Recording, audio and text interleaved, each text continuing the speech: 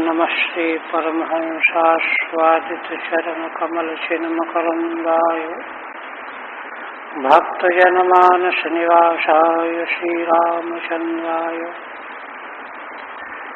वागीशाय यस्य वदने लक्ष्मीर्यस्य च वक्षसि यस्यास्ते हृदये संवित्तं नृसिंहमहं भजे। विश्वसर्ग विसर्गादि नवलक्षणलक्षितम् श्रीकृष्णाख्यं परं धाम जगद्धाम नमामि तत्।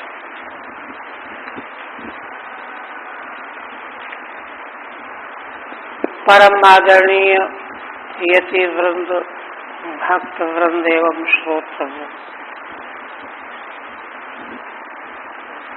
श्रीमद् भागवत के नवम स्कंध के अंतिम 24वें अध्याय में पूर्व से महाराज यदु के वंश का वर्णन किया जा रहा है। पूर्व के अध्याय के अंत में विदर्भ नाम का पुत्र ज्यामघ और शैव्या से उत्पन्न हुए। भोज्या से उनका विवाह हुआ तो उन्हीं की 3 संतानों की वंश परंपरा में वर्णन करते हुए भगवान सुखदेव जी ने बताया कि देवमीढ़ के पुत्र थे सूर। इन्हीं सूर से वसुदेव आदि 10 पुत्र प्रकट हुए, उत्पन्न हुए।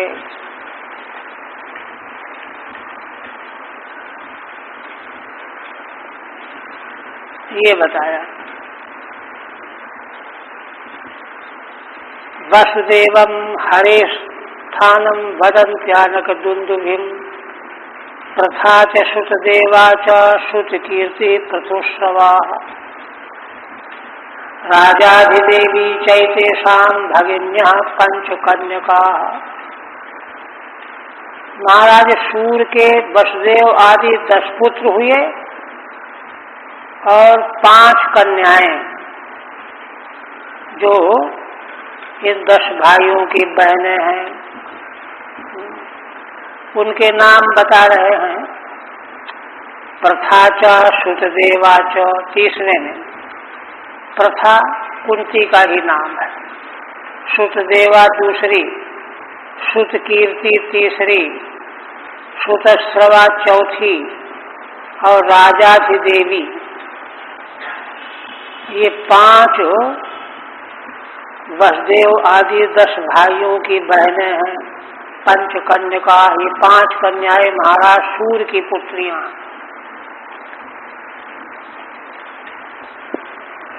आगे और कहते हैं कि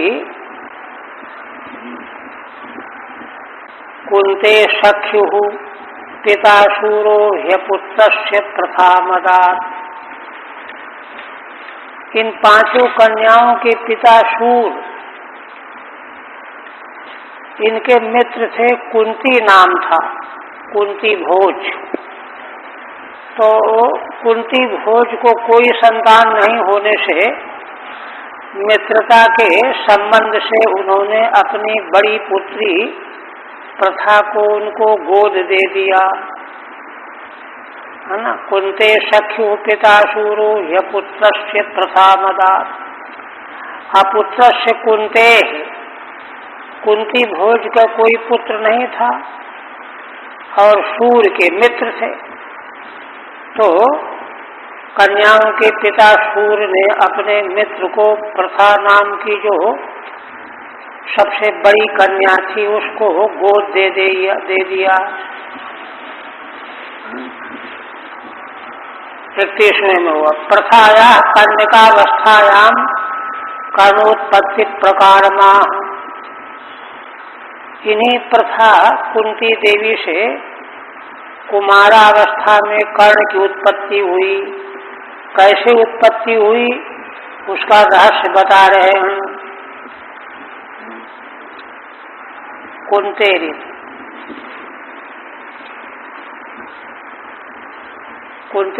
पंचमी 5 श्लोकों से करे शाप दुर्वाससो विद्याम देवभूतिम प्रतोषितात् तस्या वीर परीक्षार्थम आजुहाव रविम शुचिम। भगवान सुखदेव जी कहते हैं कि कुंती की पुत्री हो गई प्रथा देवी गोद में ले लेने से। उन्हीं महाराज कुंती के यहाँ एक बार दुर्वासा ऋषि आए तो प्रथा इनकी पुत्री ने जिन कुंती भोज के यहाँ आ जाने से कुंती नाम पड़ गया। कुंती ने उनकी बड़ी सेवा की, बड़ा ध्यान रखा, तो उनकी सेवा से प्रसन्न होकर के दुर्वासा महर्षि ने देवताओं के आवाहन की विद्या उनको बताई। देवहूतिम विद्याम आप।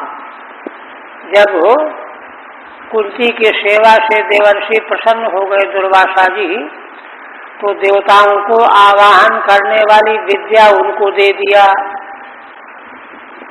तस्या वीर परीक्षार्थम आजुहाव रविम शुचिम। अब उस विद्या के बल की परीक्षा करने के लिए है ना, कुंती देवी ने पवित्र भगवान देवता सूर्य का आवाहन किया विद्या के द्वारा। टीका में कहते कदाचित गृहमागतम दुर्वाससम प्रथा परिचर्या दिना तोषयामास। एक समय घर में आए हुए दुर्वासा जी को सेवा के द्वारा संतुष्ट कर लिया कुंती देवी ने। ततश्च सा तस्मान देवहूतिम देवाह्वान हेतु विद्यामवाप। और तब उन ऋषि से देवताओं के आवाहन की जाने वाली विद्या प्राप्त कर ली।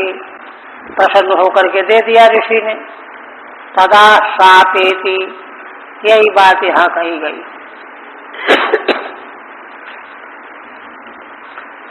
अब जब इन्होंने भगवान सूर्य का आवाहन किया उसी विद्या के द्वारा, तो तदैवोपागतम देवम वीक्ष विस्मित मानसा।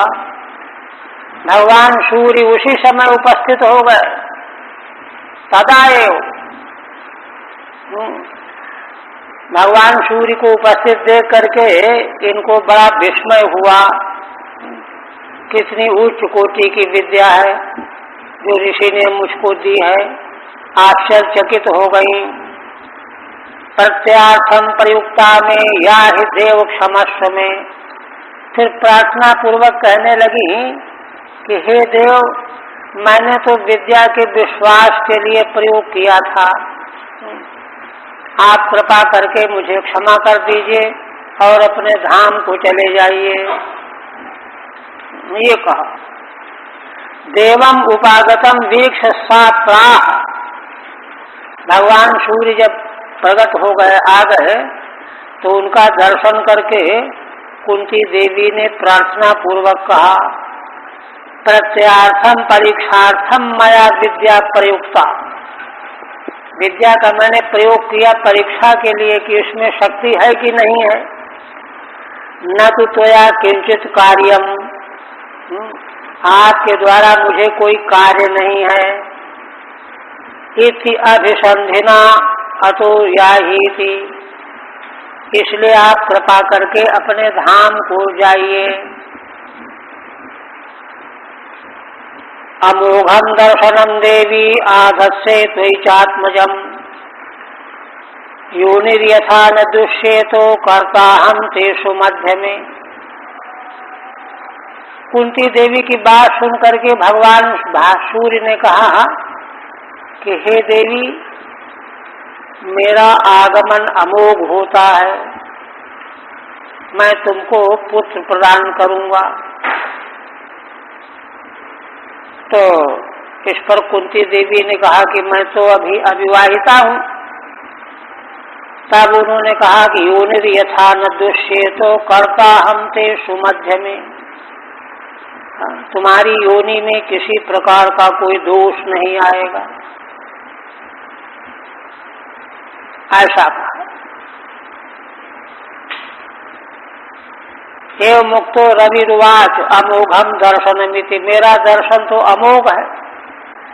कन्या अहमिति चेत, अगर ये तुम कहो कि मैं तो कन्या अविवाहिता हूँ, यथा योनिर न दोषेत तथा अहम कर्ता करिष्यामि, मैं उस प्रकार से तुमको पुत्र प्रदान करूंगा जिससे तुम्हारे अंग में कोई दोष नहीं आवेगा। इस प्रकार से है ना, दैवी शक्ति के प्रभाव से कर्ण की उत्पत्ति हुई। इति तस्याम स आधाय गर्भम सूर्यो दिवम गतः सद्य कुमारः संयज्ञे द्वितीय इव भास्करः। भगवान सुखदेव जी कहते हैं कि राजन, ऐसा कहकर के भगवान सूर्य ने कुंती देवी में गर्भ का आधान किया और स्वयं अपने लोक को चले गए।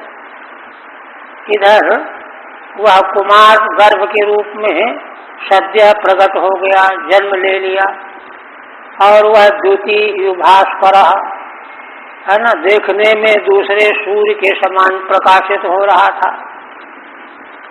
टीका नहीं।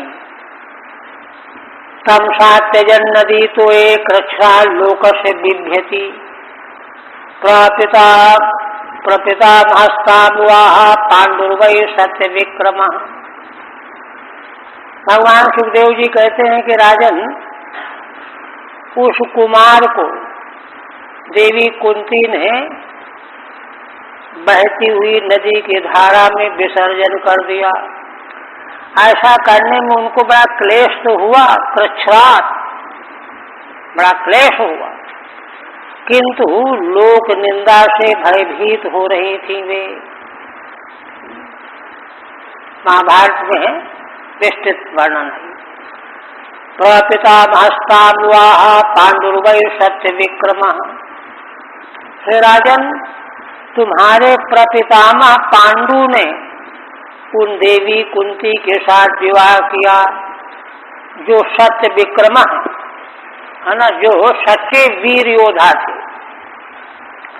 महाभारत में वर्णन आया है कि महाराज पांडु जब दिग्विजय के वो राजा भी थे, है ना, क्योंकि आयु में धृतराष्ट्र के बड़े होने पर भी अंधे होने के कारण उनको राज्य पद नहीं मिला था। यही राजा थे। दिग्विजय के लिए निकले तो इन्होंने, सेना तो साथ में थी किंतु युद्ध कहीं नहीं करना, ऐसा वर्णन है। सेना केवल जय जयकार करती थी। महाराज जिधर जिधर गए सभी राजाओं ने अपने आप चरणों में मस्तक झुकाया, उपहार अर्पण किया और हम पराजित हो गए स्वीकार किया। सेना ने जय जयकार किया। ऐसा बल था, प्रभाव था। उसका कारण था कि बहुत उच्च कोटि के धर्मात्मा थे। महाभारत से विस्तृत वर्णन है। तो उन्हीं तुम्हारे प्रपितामह पांडु ने देवी कुंती के साथ विवाह किया।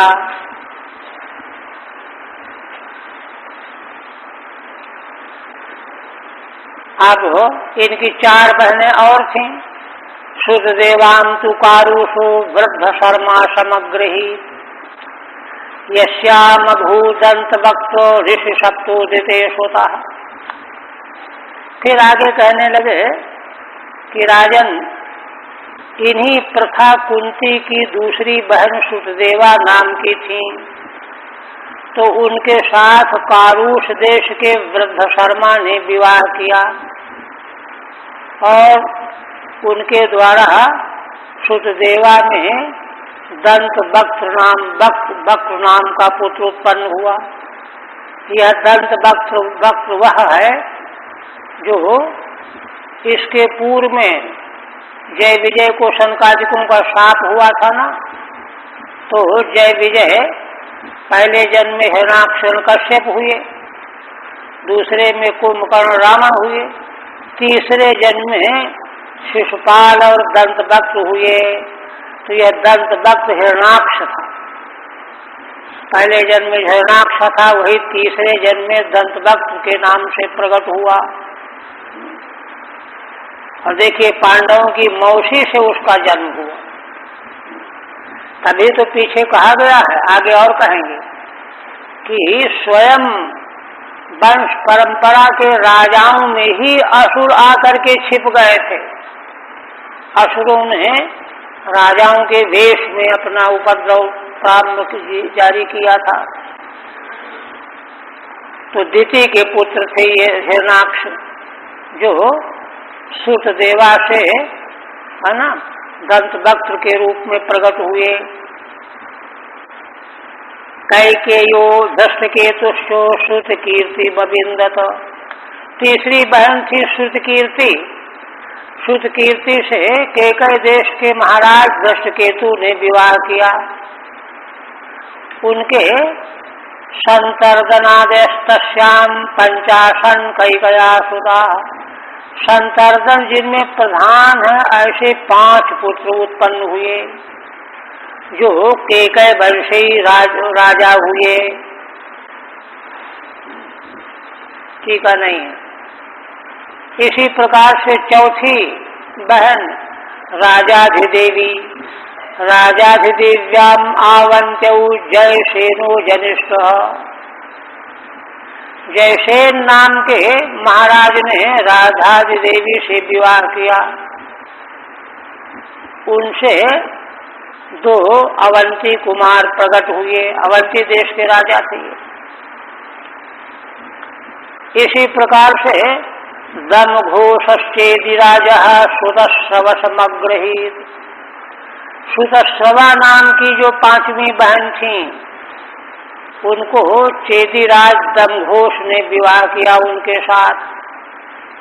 और इन्हीं से शिशुपाल सुतस्तस्या कथितस्तस्य संभव, इन्हीं सुतश्रवा के पुत्र हुए शिशुपाल। मौसी के लड़के थे भगवान के, नहीं पांडवों के। कहते हैं यह प्रसंग हम 7वें स्कंध में तुमको बता चुके हैं। तस्य संभव कथिता, ये वर्णन किया। आवंत्यो विंध्यानुबिंदौ, माने जयसेन के अवंती कुमार बिंद और अनुबिंद नाम के, यहाँ पुत्रों के नाम नहीं दिए गए, टीका में दे रहे हैं। बिंद और अनुबिंद 2 पुत्र हुए। आप देखिए देवभागस्य कंसायाम चित्रकेतु बृहद बलौ। अब जो इनके दूसरे भाई थे, वसुदेव आदि 10 भाई थे ना, 5 बहनें 10 भाई, तो देवभागस्य कंसायाम चित्रकेतु बृहद बलौ, माने वसुदेव की 5 बहनों का वंश बता दिया।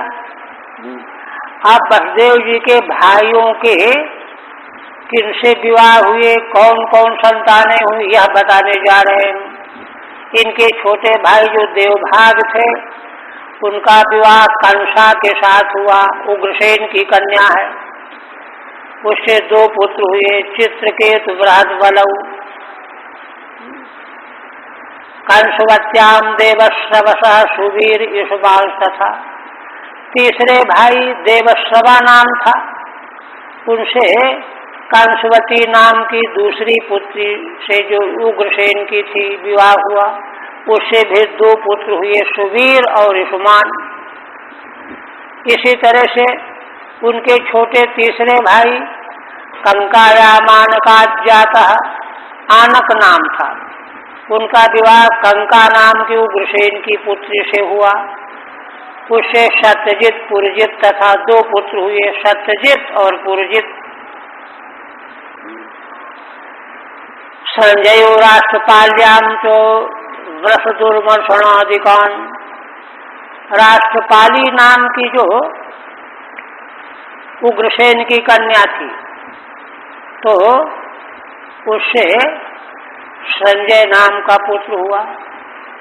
वृषदुर्म शरणाधिकान, वृषद और वृषदुर्म शरणाधिकान, हरिकेश हिरण्याक्ष सूर भूम्याम च श्याम का। और सूर भूमि में हरिकेश और हिरण्याक्ष ये दो पुत्र हुए। ठीक है, नहीं है। आप कहते हैं श्याम का अन्वय आगे है। मिश्र के श्याम अप्सरसी ब्रकादीन वत्सकस्तथा तक्ष पुष्कर शालादीन दुर्वार्क्ष्याम वृक आदधे। मिश्र केशी नाम की अप्सरा में वृक आदि नाम के पुत्रों को उत्पन्न किया श्यामक ने, तथा तक्ष पुष्कर शालादीन दुर्वार्क्ष्याम वृक आदधे। वृक ने, है ना, तक्ष पुष्कर शाल आदि पुत्रों को दुर्वाक्षी नाम की पत्नी में उत्पन्न किया, है ना। दोनों की पत्नियां अलग, दोनों ने अलग अलग पुत्रों को उत्पन्न किया। सुमित्रार्जुन पालादीन शमीकातु सुदामिनी। सुदामिनी नाम की पत्नी थी शमीक की, तो शमीक ने अपनी पत्नी सुदामिनी से सुमित्र और अर्जुन पाल आदि पुत्रों को जन्म दिया। कंकश्च कर्णिकायाम वै ऋतधामा जयावती। कर्णिका नाम की पत्नी में कंक ने ऋतधाम और अजय नाम के पुत्रों को उत्पन्न किया। फिर कहते हैं, मैंने वसुदेव जी के 9 भाइयों का वंश बता दिया, उग्रसेन की कन्याएं और इनके भाई। आप कहते हैं पौरवी रोहिणी भद्रा मदिरा रोचना इला। इनका सबसे पीछे इसलिए वर्णन कर रहे हैं कि इनकी कोई पत्नियां हैं, इनका वंश बहुत बड़ा है, तो विस्तृत वंश वाले का पीछे वर्णन करते हैं, कम वंश वाले का पहले वर्णन करते हैं। तो कहते हैं कि वसुदेव जी की पौरवी, रोहिणी, भद्रा, मदिरा, रोचना, इला देवकी जिनमें प्रमुख थीं, ये 60 पत्नियां थीं। आसन पत्न आनक दुंदुभे, वसुदेव जी का दूसरा नाम आनक दुंदुभी है, तो उनकी ये प्रमुख 7, इतनी ही नहीं है तो और, किंतु ये प्रमुख 7 पत्नियां हैं। वसुदेवस्य पत्नी ही पुत्रांशाः। वसुदेव जी की पत्नियां और पुत्रों का वर्णन करने जा रहे हैं। पौरवी शिव, है ना, एकादशवी 11 श्लोकों से इनकी पत्नी और पुत्रों का विस्तृत वंश का वर्णन करने जा रहे हैं। तो 7 तो ये पत्नियां हो गई, देव की प्रमुख हैं उनमें। आप कहते हैं बलम गदम सारणम च दुर्मदम विपुलम ध्रुवम वसुदेवस्य रोहिण्याम कृतादि नुदपादयत। वसुदेव जी के ये पुत्र हुए बल, गद, सारण, दुर्मद, विपुल, ध्रुव, ये और कृत आदि, ये 7 पुत्र रोहिणी देवी से उत्पन्न हुए। इसी प्रकार से सुभद्रो भद्रबाहश्च दुर्मदो भद्र एवच पौरव्यास्तनया हेते भूताद्या 12 भवन। है ना, पौरवी नाम की पत्नी जो वसुदेव जी की थी, उनके सुभद्र, भद्रबाह, दुर्मद, भद्र, ये पौरवी के पुत्र हुए। भूतादि और 12 पुत्र थे पौरवी के। इसी तरह से नंदोपनंद कर्तक सूराद्या मधिरात्मजा कौशल्या केशिनम त्वेकम असूत कुलनंदनम। नंद उपनंद कर्तक सूर आदि ये मदिरा नाम की पत्नी से पुत्र हुए और कौशल्या नाम की पत्नी से केवल एक केशी नाम का पुत्र हुआ। एकम केशनम, जो कुल को आनंदित करने वाला, एक होने पर भी बड़ा आनंद देने वाला पुत्र हुआ। रोचनाया मतो जाता हस्त हेमांगदादय। बलदेव जी की पत्नी जो रोचना है उनमें हस्त हेमांगद ये पुत्र हुए। इसी प्रकार से आदि से और भी हुए, सभी के नाम नहीं लिए जा रहे। इलायाम उर्बलकादीन यद मुख्या नजी जनत। इला नाम की पत्नी बसदेव जी की जो थी उनसे उर्बलकादी यदुवंशियों में ये मुख्य थे, इन पुत्रों को जन्म दिया। विपृष्ठो धृत देवायाम एक आनक दुंदुभे, है ना। धृत देवा नाम की पत्नी से विपृष्ठ नाम का एक पुत्र हुआ। शांत देवात्मजा राजन समप्रतिशुदादय। इसी तरह से शांति देव के पुत्र, शांति देवा के पुत्र, है ना, स्वम प्रतिश्रुतादि हुए। शांति देवा पत्नी का नाम है। राजान कल्प वर्षाद्या उपदेवा सुता दश। शांति देवा के बाद उपदेवा के 10 पुत्र हुए। कल्प वर्षादि 2 का नाम लिया, बाकी आदि करके छोड़ दिया। वसुहंस सुवंशाद्या श्रीदेवाया सुसत्सुता। श्रीदेवा नाम की पत्नी से वसु, हंस, सुवंश आदि 6 पुत्र उत्पन्न हुए। देव रक्षितया लब्धा नव चात्र गदादय। वसुदेव सुता नष्टा वादधे सह देवया। देव रक्षिता नाम की पत्नी से गद आदि 9 पुत्र हुए वसुदेव जी के, और सहदेवा नाम की पत्नी से 8 पुत्र वसुदेव जी को प्राप्त हुए। पूर्व विश्रुत मुख्यांस्तु साक्षात धर्मो वसुनिव। वसुदेवस्तु देवक्याम अष्टपुत्रा नजी जनत। सहदेवा से उत्पन्न होने वाले पूर्व विश्रुत ये मुख्य थे। 8 की संख्या इनकी है, ये साक्षात, है ना, धर्म के स्वरूप ही थे। जैसे धर्म से अष्टवसु उत्पन्न हुए, वैसे ही धर्म स्वरूपीय 8 पुत्र उत्पन्न हुए। इसी प्रकार से फिर कहते हैं, महाराज वसुदेव की देवकी नाम की पत्नी, उनसे 8 पुत्र उत्पन्न हुए। पुत्रा नजी जनत, 8 पुत्र हुए।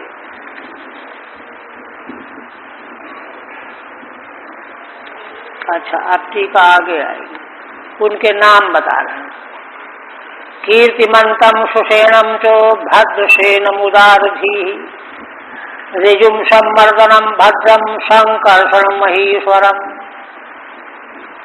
7 के नाम पहले बता दिए, ये पहले उत्पन्न भी हुए थे। कीर्तिमंत, सुषेण, भद्रसेन 3, है ना, उदारधी, ऋजु, संवर्धन, भद्र और संकर्षण। संकर्षण तो साक्षात शेष भगवान के अवतार हैं, महीश्वरम।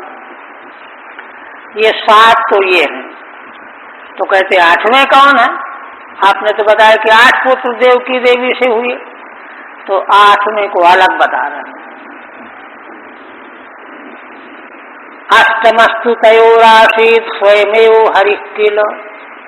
सुभद्रा च महाभागा तव राजन पितामही। भगवान सुखदेव जी कहते हैं कि 8वें पुत्र के रूप में उन दोनों वसुदेव देवकी के द्वारा साक्षात स्वयं भगवान श्री हरि प्रकट हुए। साक्षात श्री हरि स्वयं ही 8वें पुत्र के रूप में प्रकट हुए वसुदेव देवकी से। इसके बाद सुभद्रा च महाभागा तव राजन पितामही। हे राजन, तुम्हारी पितामही सुभद्रा अर्जुन की पत्नी है ना, ये देवकी की कन्या हुई थी। 8 पुत्र और 1 कन्या। ठीक है। अष्टमस्तु स्वयमेवासीत न तो कर्मादिना हेतुना ताभ्याम जनितो वा यतो असौ हरि।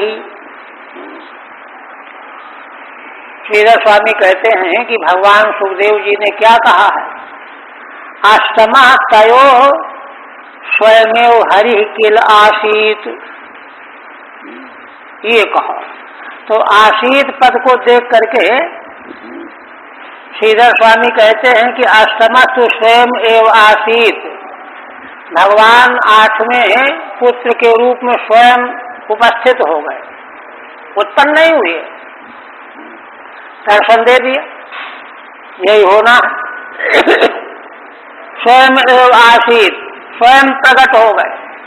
न तो कर्मादिना हेतुना ताभ्याम जनिता, क्योंकि जीवों के शरीर तो उनके प्राक्तन किए गए कर्म, धर्माधर्म और मिश्रित कर्मों के फलस्वरूप हुआ करते हैं। तो भगवान के कोई कर्म के फलस्वरूप जन्म हुआ है क्या? इसलिए भगवान को वहाँ वर्णन भी है, भगवान ने वहाँ अपने मंगलमय स्वरूप में दर्शन दिया है। फिर जब देवकी देवी ने प्रार्थना किया है तब भगवान शिशु बन गए हैं, ये तो वर्णन है। इसलिए कर्म के फल स्वरूप भगवान का प्राकट्य नहीं है, अब करुणा बसात प्राकट्य है। भगवान करुणा बस प्रकट हुए, कारुणिक हैं भगवान।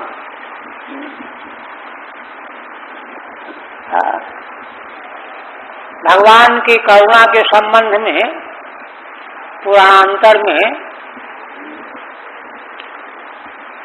कथन किया गया है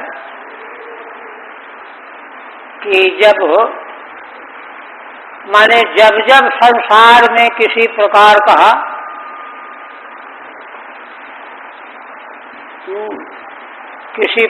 का शोषण या समस्या उत्पन्न हुई तो ब्रह्मा जी तो लोक पितामह हैं, उनको सबसे बड़ी चिंता होती। देवताओं को तो तब चिंता होती है यज्ञ आदि बंद हो जाता है तो उनकी खुराक कम हो गई, तब वे चिंता करते हैं। ब्रह्मा जी पहले चिंता करने लगते हैं तो भगवान के पास जाकर के समस्या रखते हैं। तो भगवान सुन करके कहते हैं अच्छा फिर तो क्या किया जाना चाहिए। तो ब्रह्मा जी स्वयं भगवान को परामर्श देते हैं कि इस तरह से धर्म जो है लुप्त हो रहा है, अब आप ही अवतार लेकर के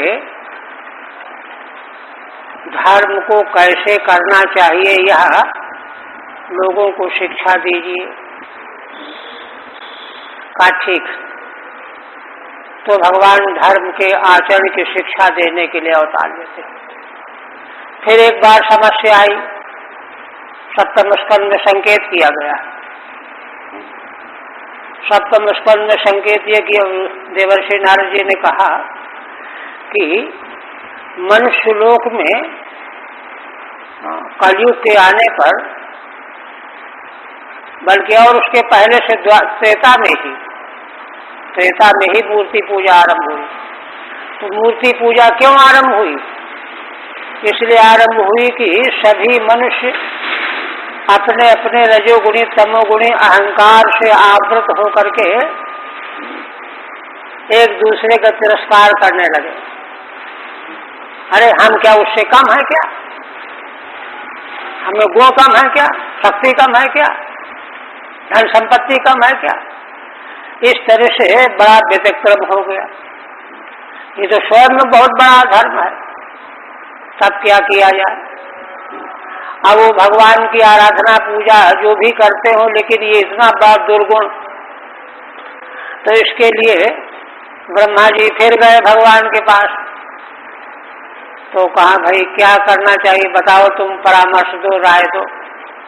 तो ब्रह्मा जी ने कहा कि भगवान आप अर्चा के रूप में अवतार लीजिए, मूर्ति में, अर्चा विग्रह में, तो उसमें लोग जो हैं पूजा करेंगे तो उनके जो भीतर यह दोष आ गया है, विकार आ गया है, तिरस्कार करने का, ये खत्म हो जाएगा। तो इसलिए त्रेता युग के अंत में मूर्ति पूजा, अर्चा पूजा की पद्धति प्रारंभ हुई। आशय केवल यह है कि भगवान संसार के कल्याण के लिए, धर्म की रक्षा के लिए, जीवों के हित के लिए सब कुछ करने के लिए तैयार हो जाते हैं। ये भगवान की महती करुणा का उदाहरण है। तो उसी प्रकार से यहाँ करुणावशात भगवान प्रकट हो गए। उनके कोई धर्माधर्म कर्म थोड़े थे कि जिससे जन्म होगा। इसलिए न तो कर्मादिना हेतुना ताभ्याम जनिता, कर्मादि कारण से उन दोनों से, माता पिता से जनित हुए हैं, ऐसा नहीं। ये तो असौ हरि, क्योंकि ये तो साक्षात भगवान है, हरि है। तदेव उपपादयति, इसी का उत्पादन आगे करते हैं। कहते हैं कि यदा यदा हि धर्मस्यो क्षयो वृद्धिश्च पाप्मनः तदा तो भगवानीशो आत्मानं सजते हरि। भगवान सुखदेव जी कहते हैं, राजन ही माने लोके संसारे यदा यदा धर्म से क्षय पापमन वृद्धिश्च, धर्म का क्षय, पाप की वृद्धि होती है, तदा तो भगवान ईशो आत्मानं सजते हरि। उस समय ईश्वर भगवान स्वयं अपने को प्रकट कर लेते हैं, स्वयं प्रकट कर लेते हैं। कोई कर्म उनको जन्म देते हो ऐसा थोड़ा ही, स्वयं प्रकट कर लेते हैं। धर्म की रक्षा के लिए, अधर्म का तिरस्कार करने के लिए। तदेव उपपादित यदि, तीन श्लोकों से यह बात कहने जा रहे हैं। कहते हैं कि देखो, न ह्यस्य जन्मनो हेतु कर्मणो वा महीपते आत्मायाम विनेशस्यो परस्य दृष्टुरात्मना। कहते हैं कि देखो राजन, इन भगवान के न तो जन्म का कोई हेतु है, कर्म वर्म, कि माने इन्होंने ऐसे कर्म किए इसलिए इनको आना पड़ा, कोई हेतु नहीं है। एक और दूसरी बात यह है कि भगवान जो क्रिया करते हैं, कर्म करते हैं, अवतार लेकर के आते तो करते तो हैं, करते तो बहुत कुछ है, तो उसका कोई हेतु है कि नहीं। कर्मों का हेतु जीवों की होती है वासनाएं, वासना बाधित होकर के जीव कर्म करता है। तो भगवान के ना तो जन्म का कोई कारण है, ना भगवान के कर्म का कोई हेतु है, कारण है, कोई वासना थोड़ा है। न ह्यस्य जन्मनो हेतु कर्मणो वा महीपते। देखिए अब यहाँ यह दृष्टि स्थापित कर लेनी चाहिए, तब जाकर के भगवान के लीला चरित्र, जिनका आगे 10वें स्कंध में प्रारंभ होने वाला है, वे ठीक ठीक समझ में आएंगे। नहीं तो शास्त्र की दृष्टि से उन प्रसंगों को नहीं समझने से, है ना, लोग हल्कापन ले आते हैं, जो एक प्रकार का अपराध है, पाप। भगवान के लीला कर्मों में हल्कापन ले आया जाए, श्रृंगार घुसेड़ दिया जाए, राग अनुराग को जो है उसमें स्थान दे दिया जाए, ये शास्त्र विरुद्ध है बात। क्यों? यही साफ मूल में है। भगवान के कर्मों का कोई हेतु नहीं है। जीवों के कर्म तो वासना बाधित होकर के होते हैं, वो तो किए बिना रह ही नहीं सकता। भगवान का न तो जन्म किसी कर्म से है, न उनके कर्म किसी हेतु को लेकर के होते हैं। फिर आखिर कैसे करते हैं? जन्म भी लेते देखे जाते हैं और कर्म भी देखे जाते हैं। इसीलिए देखिए, गीता में भगवान स्वयं कहते हैं, जन्म कर्म च में दिव्यम यो वेत्ति तत्वतः। भगवान के जन्म और कर्म दोनों दिव्य हैं, अलौकिक हैं। मेरे इन जन्म और कर्मों की दिव्यता को जो जानता है, जन्म कर्म च में दिव्यम यो वेत्ति तत्वतः, और क्या? हाँ, उसको पुनर्जन्म प्राप्त नहीं होता, ये है। अच्छा, अब भगवान यह बात इसलिए बता रहे हैं कि दूसरा कौन बताएगा?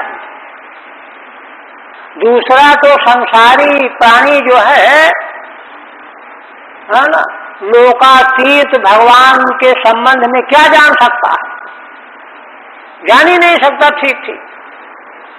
इसलिए वैदिक परंपरा का सारा ज्ञान विज्ञान भगवान के द्वारा प्राप्त हुआ है, आया। ये भी एक बात नोट करने की है। इसलिए उसमें अपनी बुद्धि लगाना, कल्पनावाद का प्रवेश करना, ये सब अपराध है, प्रत्यवाय है ना।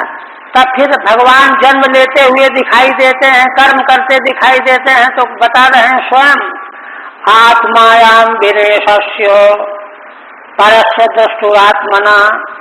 अरे भाई राजन, भगवान तो परात्पर दृष्टा हैं, सर्वात्मा हैं।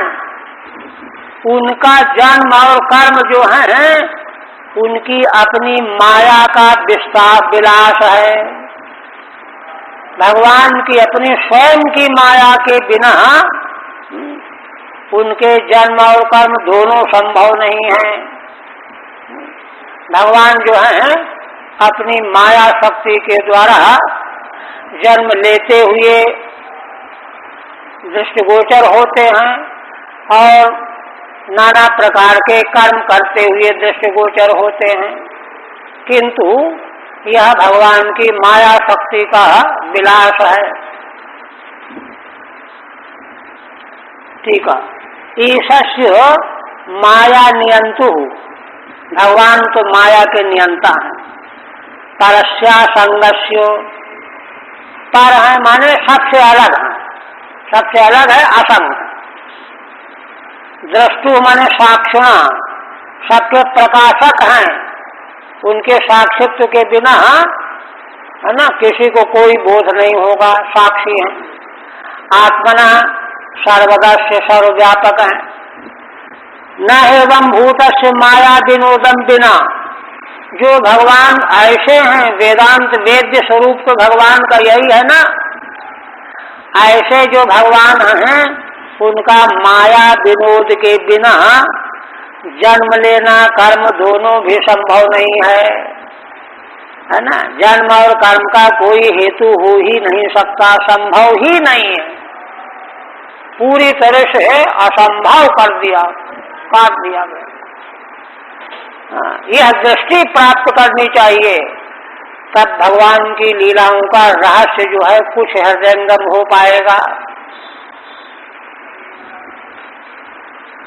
यन्माया चेष्टितम पुरुषः स्थितुत्पत्त्यप्ययायिः अनुग्रहस्तन्निवृत्ते आत्मलाभाय चेष्यते। एक बात और, भगवान के जन्म कर्म के बारे में एक बात और कहते हैं कि देखो, असल में यह सारा संसार ही भगवान की माया की रचना है। तो भगवान की माया की रचना है, तो भगवान की माया की रचना यह क्यों हुई? सर्वनियंता भगवान की संकल्प इच्छा के बिना तो माया ऐसे थोड़ा कुछ कर देगी। कई जगह आया कि भगवान ने, है ना, दूसरे स्कंद में, है ना, ब्रह्मा जी नारद जी को बता रहे। नारद जी ने वहां प्रश्न किया था कि भगवान यह संसार कैसे बन गया? नारद जी तो समझते थे कि ये हमारे पिताजी ही सब बना लेते हैं, ये प्रश्न किया उन्होंने। किंतु मैंने देखा कि आप तपस्या करते हैं, ध्यान करते हैं, एक एक घंटे बैठे रहते हैं, तो कोई और भी है क्या जिसका ध्यान करते हैं? मैं तो समझता था कि आप ही सर्वे सर्वा। ये बड़ा विस्तृत प्रश्न है, आप कृपा करके बताइए। और यह प्रश्न मैं इसलिए पूछ रहा हूं कि इससे आत्म तत्व का ज्ञान प्राप्त होगा। ब्रह्मा जी ने बहुत वही समझने लायक उत्तर दिया। उत्तर देकर के वहीं पर बताया है, विद्यमान रहते किंतु सृष्टि का समय आने पर प्रकृति माया, है ना, काल कर्म स्वभाव को प्रकट करने लगती है। तो जब माया शक्ति भगवान के सामने काल कर्म स्वभाव के प्रति इशारा करने लगती है, तो भगवान अनुमति दे देते हैं, ठीक है चलो बनाओ करो, अनुमति दे देते हैं। अनुमति क्यों दे देते हैं? तो अनुमति देने का कारण यहाँ बता रहे हैं कि भगवान जीवों पर अनुग्रह करने के लिए अनुमति देते हैं माया को। क्यों? क्योंकि अगर सृष्टि नहीं बनेगी तो जीव प्रलय काल में बेहोश पड़े हुए रहेंगे, उनको कोई पुरुषार्थ की प्राप्ति नहीं होगी। तो भगवान को बड़ी करुणा आई, दया आई, देखो बेचारे बेहोश पड़े हुए हैं, इनको जीवन मिल जाए तो कुछ करेंगे, धर्म अर्थ काम और मोक्ष को संभालेंगे, उन्नति करेंगे। इसलिए भगवान माया को अनुमति दे करके सृष्टि की रचना कराते हैं। ये है तात्पर्य, वही कह रहे हैं। किंच कौन सा 58 मूल तो हो गया ना इसका। अच्छा, यन माया चेष्टितम पुरुषः, यही है स्थित उत्पत्त्यय, माने जिन परम पुरुष परमात्मा की माया का कार्य है क्या? संसार की उत्पत्ति, स्थिति और लय, तीनों कृत्य भगवान की माया शक्ति भगवान की अनुग्रह के कारण करती है। अनुग्रहस्तन निवृत्ते आत्मलाभाय चेष्यते। अच्छा देखो भगवान का क्या अनुग्रह है, क्या लक्ष्य है। भगवान चाहते हैं कि जीव इतने शुद्ध बुद्ध मुक्त बन जाएं कि बार बार संसार में इनको जन्म न लेना पड़े, निवृत्त हो जाएं। अच्छा, जो निवृत्त होने लायक अभी नहीं है, अभी जिनके मन में बड़ी वासनाएं हैं, बढ़िया खाएंगे पिएंगे सोएंगे, ये करेंगे वो करेंगे, तो उनको धर्म के मार्ग पर चल करके उनकी इच्छाओं की तृप्ति करा करके फिर उनको वैराग्य उत्पन्न कराएंगे। वैराग्य उत्पन्न होकर के तब मोक्ष की दिशा में आएंगे। इस तरह से जीव मात्र का कल्याण भगवान करना चाहते हैं अपनी कारुणिक दृष्टि के द्वारा, है ना। अनुग्रहस्तन निवृत्ते आत्मलाभाय चेष्यते।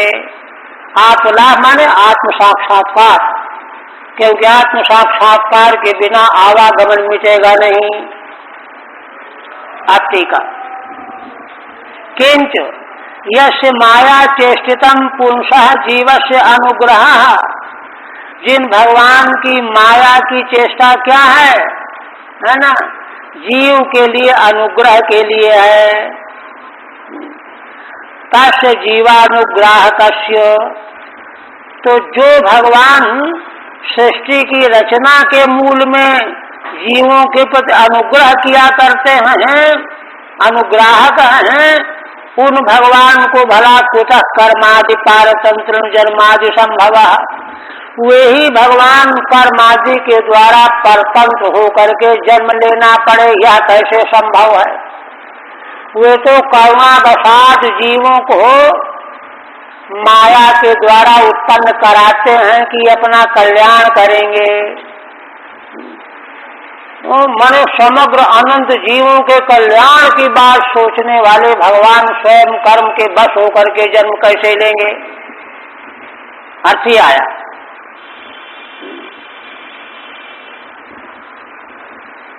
जन्मा संभव अनुग्रह मेवा, तो आखिर भगवान का अनुग्रह क्या है संसार की उत्पत्ति स्थिति और प्रलय में? कहते ही अस्मात् तदेव स्थित्यादय ईष्यते, कहते हैं कि सृष्टि की स्थिति उत्पत्ति आदि इसीलिए भगवान को संकल्पित होती है। प्रलय लीनोपाधेर जीवस्य धर्माद्य संभवात। अब खोलते हैं, प्रलय में जीव सब बेहोश पड़े हुए हैं, माया में लीन है, तो लीनोपाधेर जीवस्य, उपाधि लीन है, इसलिए जीव सोए हुए हैं, बेहोशी में पड़े हुए हैं। उनको दुख तो नहीं है, ये लाभ तो है, दुख नहीं है उनको, कोई चिंता नहीं, कोई मोह नहीं, कोई ग्लास नहीं, कोई शोक नहीं, ये तो है। धर्माद्य, किंतु धर्मादि हो नहीं सकते। धर्माद्य संभवात उपाधि सृष्टियादिना धर्मादि संपादने नानुग्रह, इसलिए भगवान उन जीवों को देह की तीनों देहों की उपाधि संपन्न करा करके उनको धर्म अर्थ काम मोक्ष के लिए अवसर प्रदान करते हैं, नहीं तो बेचारे अनंत काल तक बेहोश पड़े रहेंगे। जैसे डॉक्टर जो है इंजेक्शन लगा करके बहुत भयंकर दर्द बेहोश कर देता है, लेकिन बेहोशी कोई दवाई थोड़ी है, फिर होश में आएगी तो दवा तो करनी ही पड़ेगी, लेकिन तात्कालिक राहत, बेहोशी कर देने से तत्काल में उसको दुख नहीं होगा। ये है, देखिए, इसलिए तथात्म लाभाय, एक तो 4 पुरुषार्थ बताए ना, इसी प्रकार से आत्म लाभ के लिए माने मोक्षाय चायुष्यते, माना धर्म अर्थ काम त्रिवर्ग और मोक्ष, इन दोनों प्रकार के त्रिवर्ग और मोक्ष रूपी फलों को पुरुषार्थ प्राप्त कराने के लिए भगवान सृष्टि की रचना माया से कराते हैं अनुग्रह पूर्वक, है ना। चेष्यते तत्र हेतु तेनैव सूयमानेन तस्य स्थित्यादि निवृत्ते है, क्योंकि है ना, तेनैव सूयमानेन तस्य स्थित्यादि निवृत्ते है, क्योंकि उन्हीं भगवान के द्वारा बताए गए शास्त्र के श्रवण से, श्रवण मनन निधिध्यासन से, है ना, संसार की स्थिति निवृत्त हो जाती है। भगवान इसीलिए स्वयं ही सारे संसार का लय कर देते हैं। तो इसलिए भगवान के अवतार लेने में और लीला कर्म करने में जीवों के प्रति करुणा ही प्रधान हेतु है। अक्षौहिणी नाम पतिरभू अभु असुरैर पतिभिर असुरैन्द्र पलांछनैहि भुआ आक्रममाणाया अभाराय कृतोद्यम। अब कहते हैं अक्षौहिणी सेनाओं के पति स्वामी राजा वे वास्तव में थे तो असुर, किंतु राजाओं के वेश में थे। न पलांछनई है असुरई ही, राजाओं के वेश वाले जो असुर अनेकों अक्षौहिणी सेनाओं के वे स्वामी बने हुए हैं। उन लोगों के द्वारा क्या किया गया? भुआ आक्रम्यमाणाया, सारी पृथ्वी को उन्होंने अपने भार से भार से पीड़ित कर दिया, आक्रमित कर दिया, घबरा दिया। पृथ्वी कांपने लगी, बेचैन हो गई, कांपने लगी।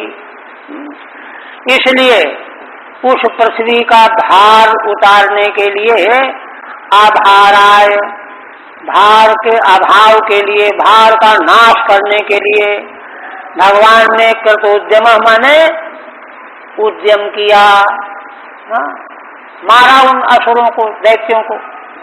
ये कर्म है, ये कर्म भी भगवान के माया शक्ति का विलास है। तस् चेष्टितम भूमे अनुग्रह इत्याह, भगवान के लीला कर्म चेष्टाएं पृथ्वी पर अनुग्रह करने के लिए हैं। अक्षौहिणी नाम यदि द्वाभ्याम 2 श्लोकों से यह बात कहते हैं। अभाराय माने भार परिहाराय, पृथ्वी का भार दूर करने के लिए। सुरेश्वरैरपि सुरेतर, अच्छा मूल है, हाँ। कर्माण्य परिमेयानि मनसापि सुरेश्वरैः सह संकर्षणश्चक्रे भगवान मधुसूदन। देखिए भगवान सुखदेव जी क्या कहते हैं, यहीं से दृष्टि खोल लेनी चाहिए। भगवान देवताओं के द्वारा भी मन से जिन कर्मों को सोचा नहीं जा सकता, सुरेश्वरैः अपि मनसापि, बड़े बड़े देवराज है ना, जिन कर्मों को मन से सोच भी नहीं सकते, करना तो बहुत दूर की बात रही, ऐसे कर्मों को है ना भगवान मधुसूदन संकर्षण बलराम जी के साथ मिल करके करने वाले हैं। संकर्षण चक्रे माने किया, भूतकाल का वर्णन है ना, लिट लकार का प्रयोग। ठीक है। सुरेश्वरैरपि, जो देवताओं के स्वामी हैं, नियामक, उनके द्वारा भी मनसापि, मन से भी सोच नहीं सकते, क्रिया से तो बहुत दूर की बात रही। इमें यानी अवितर्क्यानि, ये कर्म जो भगवान ने किए हैं, जो अवितर्क्य हैं, है ना, उन कर्मों को संकर्षण के सहित भगवान ने किया। ये इसके बाद और कहते हैं, कलौ जनिष्यमाणा नाम दुख शोक तमोनुदम अनुग्रहाय भक्ता नाम सुपुण्यम व्यतनोद्यसा। आप देखिए एक बात और, कोई कह सकता है कि ठीक है भगवान ने संसार को बना दिया जीवों के कल्याण के लिए और असुरों का संहार करके पृथ्वी का भार नष्ट कर दिया, बस इसके बाद जो है अंतर्हित हो जाना चाहिए, फिर और सब बहुत सारे कर्म क्यों किए, तो उसका उत्तर देते हैं। कहते हैं देखो, कलौ जनिष्यमाणा नाम दुख शोक भक्तमोदुदम, असल में कलयुग में भगवान का अवतार तो द्वापर के अंत में हुआ ना, कलयुग आने वाला है, तो उनमें जो मनुष्य जन्म लेंगे उन लोगों के लिए है ना दुख शोक तमोनुदम, उनके दुख शोक और तम माने अज्ञान, तीनों का नाश करने वाला, तीनों का नाश करने वाला है ना, ऐसा सुपुण्यम यशः व्यतनोत्, पवित्र पुण्यतम यश भगवान ने संसार में फैलाया। जो यश पुण्य कलयुग के जीवों के दुख को, शोक को, अज्ञान को नाश करने वाला होगा। यह जो है भगवान के जो है भक्तों के प्रति अनुग्रह है, जो भगवान के प्रति प्रेम भक्ति रखने वाले हैं। कलयुग में तो सबको दुख ही मिलना है, तो उनको बेचारों को भी दुख मिला ये ठीक नहीं है, तो भगवान ने उनके दुख शोक और अज्ञान को दूर करने वाला ऐसा अपना पवित्र कर्मों का यश फैलाया कि उसको भक्त लोग सोचते रहेंगे, चिंतन करते रहेंगे, तो उनको कोई दुख नहीं होगा, कोई शोक नहीं होगा, भगवान के मंगल में लीला चरित्रों का चिंतन जीवन में दुख शोक को नहीं रहने देता है, ये बात है यहाँ। इसीलिए भगवान ने उन जीवों पर अनुग्रह करने के लिए यह सब यश फैलाया। संकल्प मात्र टीका, संकल्प मात्र भूभार हरण समर्थस्यापि, है ना। भगवान तो संकल्प मात्र से पृथ्वी का भार हरण करने में समर्थ है। कर्म क्यों किया उन्होंने? लड़ाई की, ये किया, यहाँ गए वहां गए, तो कहते यशो विस्तार द्वारा भक्तानुग्रहार्थम इत्याह, अपना यश विस्तार करके भक्तों पर अनुग्रह करने के लिए सब किया। एक एक चीज की संगति है, शास्त्रीय वैदिक। कलाविति द्वाभ्याम 2 श्लोकों से कह रहे हैं, दुख शोक तमान सिन्नुदती तथा, दुख शोक और तम माने अज्ञान को नष्ट करने वाला यश, तथा तद यशो व्यतनोत, ऐसा भगवान ने यश फैलाया कर्म करके। और देखिए, यस्मिन सत्कर्ण पीयूषे यशस्तीर्थ बरे सकृत, सूत्रांजलुपस्पृश्य धुनते कर्म वासनाम। भगवान के जिस यश का, है ना, सत्पुरुष अपने कान के द्वारा पी करके, सत्कर्ण पीयूषे, सत्पुरुषों के कान के लिए जो अमृत की तरह से सुखकारी है भगवत यश, और इसलिए वह श्रेष्ठ तीर्थ है। भगवान के लीला चरित्र श्रेष्ठ तीर्थ की तरह से है। वह तीर्थ यश रूपी तीर्थ कान के माध्यम से भीतर जाकर के सारे पापों को धो देता है।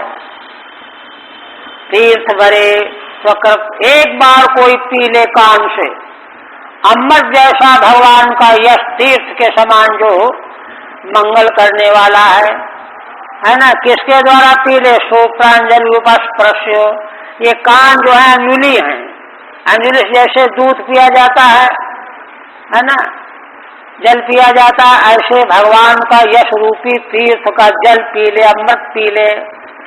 धुलते कर्म वासनाम, तो जीव अपने कर्मों की वासना को धो लेता है। यस्मिन शताम कर्ण पीयूषे यशो रूपे तीर्थ बरे, है ना। सत्पुरुषों के लिए भगवान का यश जो है कानों के लिए अमृत के समान है, तीर्थ बर है। श्रोत्र में वांजलि, कान ही अंजलि है, कान से पियो भर भर के। पान साधनम यस्य, भगवान के यश के पीने का साधन कान ही तो है। सपुरुष, तो ऐसा जो पुरुष पी लेता है, सकृत उपस्पृश्याचमन मात्रम, एक बार ही केवल छू करके आचमन मात्र कर लेता है।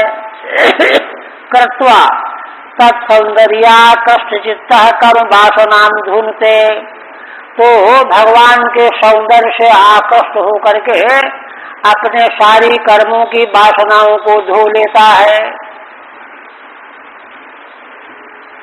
भोज प्रस्यंधक मधु शूरसेन दशार्हकैः, श्लाघनीय हित शाश्वत पुरुष संजय पांडुभिः।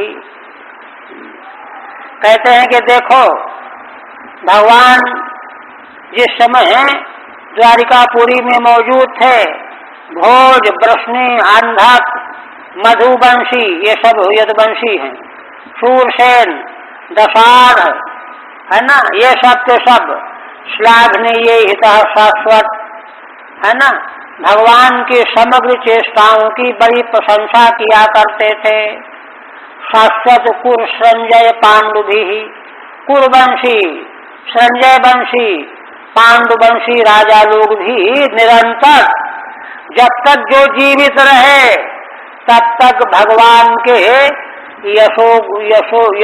यश का गान करते रहे। तदेवाद्वाभ्याम भोजादि श्लाघनीयम ईहितम यस्य, इसी प्रकार स्निग्ध स्मिते क्षतोदारैर वाक्यैर विक्रम लीलया नलोकम रमया मासो मूर्त्या सर्वांग रम्यया। भगवान स्निग्ध माने मधुर मुस्कान पूर्ण ईक्षण और उदार वाक्यों का प्रयोग, हाँ, और विक्रम भरी हुई लीलाएं चेष्टाएं, इन सबों के द्वारा भगवान मनुष्य लोक को, है ना, जिन भगवान की मूर्ति के सारे अंग रमणीय हैं, सर्वांग रमणीय मूर्ति के द्वारा सारे मनुष्य लोक को भगवान तृप्त किया करते थे। सारा मनुष्य लोक तृप्त था भगवान के मंगल में। सर्वै अंगै रम्यया मूर्त्या च,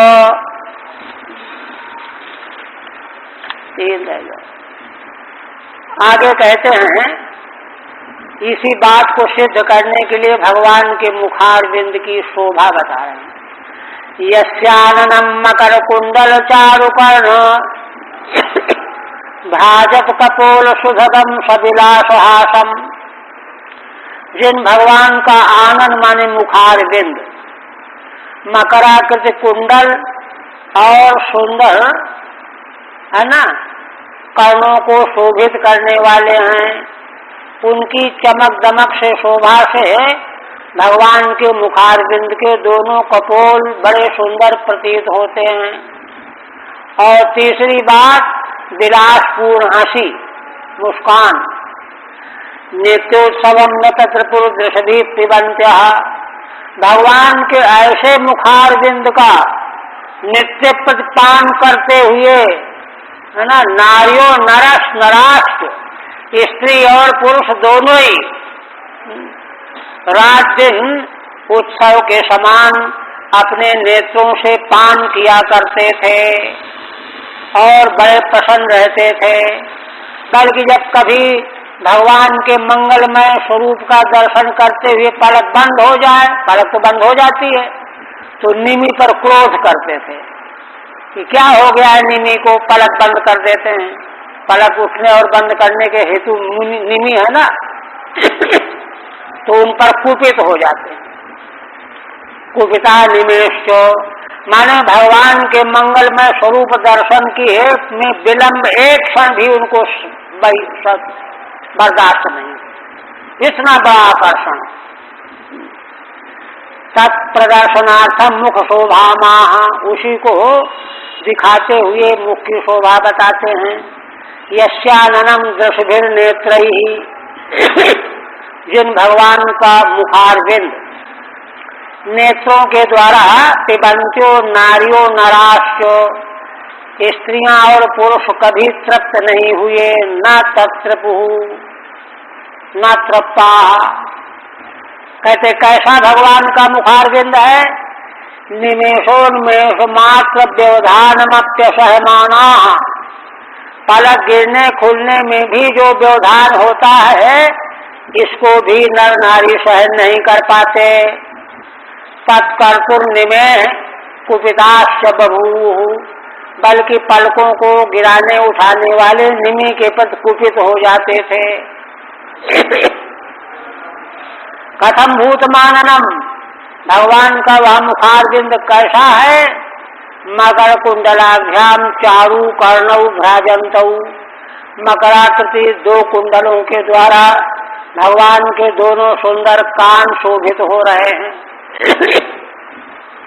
अपपोलौच, है ना, कुंडल के द्वारा कान भी शोभित होते हैं और उनकी आभा से कपोल भी शोभित होते हैं, दोनों शोभित हो रहे हैं।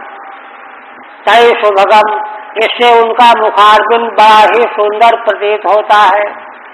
और तीसरी बात, सविलासो हासो यस्मिन, विलासपूर्ण परिहास भी है मुखारविंद में। नित्यम उत्सवो यस्मिन, ऐसे भगवान के मुखारविंद का दर्शन करके, है ना, नर नारियों को नित्य उत्सव जैसा सुख मिलता था। फिर कहते हैं, जातो गतः पितृगृहात् ब्रज में धितार्थो, हत्वा रिपून् श्रुतशतानि कृतोरुदारः उत्पाद्यतेषु पुरुषः कृतभिः समीचे आत्मानमात्मनिगमं प्रथयन् जनेषु। है ना, 2 श्लोकों में भगवान के समग्र चरित्र का उल्लेख किए दे रहे हैं। संक्षेप में कहते हैं कि भगवान मथुरा में प्रकट हुए पिता के घर में वसुदेव देवकी के यहाँ, वहां से ब्रज चले गए। ब्रज में हितार्थ, कोई जरूरत थी इसलिए ब्रज चले गए। और हत्वा रिपून् श्रुतशतानि कृतोरुदारः, शत्रुओं को मारा और उदारता पूर्वक भगवान ने अनेकों विवाह किए, उनमें सैकड़ों पुत्र उत्पन्न किए। उत्पाद्यतेषु पुरुषः कृतभिः समीचे, और अनेकों यज्ञों के द्वारा भगवान ने अपनी ही आराधना की। यज्ञों में भगवान की पूजा अर्चा की जाती है, तो भगवान तो ये स्वयं है, इसलिए कहते आत्मानमात्म निगमम प्रथयन् जनेषु। अपनी पूजा भगवान ने क्यों की यज्ञों के द्वारा? दूसरा कोई भगवान की पूजा करे तो ठीक, तो कारण बता रहे हैं। कहते देखो, जो वेद का मार्ग है आत्मनिगम, भगवान के द्वारा प्रकट किया गया वेद का मार्ग है, उसको लोगों में प्रचारित करने के लिए सारा संसार वैदिक मार्ग का पालन करे, यह बताने के लिए भगवान ने यज्ञों के द्वारा अपनी ही पूजा की। ठीक है, श्री कृष्ण चरितम समासतो वर्णयति, भगवान श्री कृष्ण का चरित्र संक्षेप में वर्णन करते हैं। जात द्वाभ्याम 2 श्लोकों से। जातो निजेन रूपेण पश्चात पुरुषः मनुष्याकारः, पहले भगवान ईश्वर के रूप में ही प्रकट हुए थे चतुर्भुजाकार, फिर मनुष्याकार बन गए और मनुष्याकार बन करके ब्रज चले गए। ब्रजवासिनाम एधिता अर्थाः, और ब्रज में जाकर के ब्रजवासियों के बड़े काम किए भगवान ने। येन तेषु दारेषु सुतानाम शतानुत्पाद्य, और पत्नियों में बहुत से पुत्रों को उत्पन्न किया। आत्मनिगमम स्वकीयम वेद मार्गम, अपने ही वेद मार्ग को प्रचारित करने के लिए, लोगों में स्थापित करने के लिए भगवान ने स्वयं अनेकों यज्ञ किए। यज्ञों में आत्मस्वरूप की पूजा की। पृथ्व्या सवै गुरुभरम क्षपयन् कुरुणाम मंतः समुत्थ कलिना युधि भूपचम्बः, दृष्ट्या विधूय विजये जयमुद्घोष्यो प्रोच्योद्धवाय च परम सनगात् स्वधामो। अंतिम भगवान सुखदेव जी कहते, राजन, इस प्रकार से भगवान ने पृथिव्या गुरुभरम क्षपयन्, पृथ्वी के भारी भार का नाश करते हुए क्या किया? क्षपयन् क्षत्रिय प्रत्ययांत है। कुरुणाम मंतः समुत्थ कलिना, कुरुवंशियों में, कौरव पांडवों में भीतर से विरोध पैदा करा दिया। ये अपने आप विरोध पैदा हो गया, झगड़ा हो गया, कली हो गया। और युद्ध भूमि में दोनों ओर से सेनाएं 18 सौनी आ गई। युद्ध भूमि चम्वह भूप चम्वह दृष्टया विधुई विजय, भगवान की दृष्टि पड़ते ही वो सारी सेना का नाश हो गया, विधूनन हो गया। वो तो अर्जुन लड़ते हुए दिखाई दे रहे थे, अर्जुन ने मारा, इसको मारा, इसको मारा। यह तो भगवान ने अर्जुन के सिर में विजय का विजय के महत्व की स्थापना के लिए किया। वास्तव में तो भगवान की दृष्टि से उन सबों का नाश हो चुका था। दृष्टा विधूय विजय, जय विजय माने अर्जुन है, अर्जुन का नाम है विजय। जय मुद्घोष्यो, भगवान ने यह घोषणा करवा दी, अर्जुन ने सबको मार डाला, विजय पा लिया, विजय पा लिया। यह भगवान की चाह थी कि अर्जुन की प्रशंसा हो। किया सब काम भगवान ने।